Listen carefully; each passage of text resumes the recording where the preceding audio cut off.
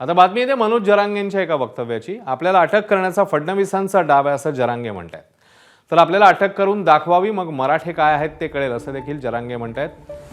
आपण कोणी काही बिघडवत नाही असा सरकारला माज आलाय असंही त्यांचं म्हणणं आहे। दलित, धनगर समाज, शेतकऱ्यांची सरकारने फसवणूक केली आहे असाही आरोप जरांगेंनी केलाय।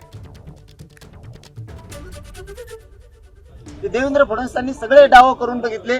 आता शेवटचा डाव काहीतरी रॅलीवर हल्ला करायचा किंवा मला अटक करायची, याला कुठेतरी काहीतरी दगडफेक झाली पाहिजे, रोड बंदोबस्त काढायचा। ही पत्रकार आमच्या सोबत आहे। धाराशिवच्या बाउंड्री पर्यंत रोड बंदोबस्त होता, तिथून पुढे रोड बंदोबस्त उठवला। मला रात्री कळायला सकाळी यशस्वी झाला। मी खोटं कधीच माहिती देत नाही। आणि तू अटक करायला कोण येणार आहे? तू नुसतं ई मग तुला मराठी काय असते सांगते ते बाकीचे भेटेत। ईडीचं भेव वाटत, आमच्याचं भेव वाटतं, माझ्याजवळ काय घंटे ईडीला भेडीला तू नुसतं पडून येईन, तू अटक करून दाखव, मग मराठ्यात तुला कळण राज्यात काय। यांना काय झालं, यांना एक माज आला।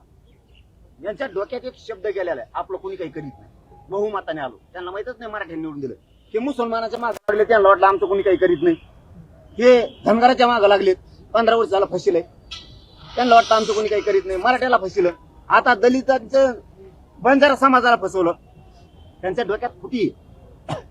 शेतकऱ्याला फसवलं, आता तुम्हाला दाखवतो तुमच्या डोक्यात जी आहे ना, आमचं कोणी काही करू शकत नाही। आता मी दाखवतो तुम्हाला 29 ऑगस्टला तुमचं कोण काय करीत, यांना पळता भूत कमी करतो।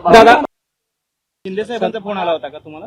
त्यांच्या ओळखीचा त्यांचा फोन घ्या ना, मी त्यांचा घ्या ना, कोणाचाच घ्या नाही फोन। मिस कॉल दाखायचे मग त्यांचे सगळ्याचे भाजप सहित मिस कॉल आहे, घ्यायचेच नाही। तुम्ही रितसर करा, संजय शिरसाटचे तर 250 पेक्षा जास्त असते। चूक केल्यावर माफ नाही करणार अजिबात।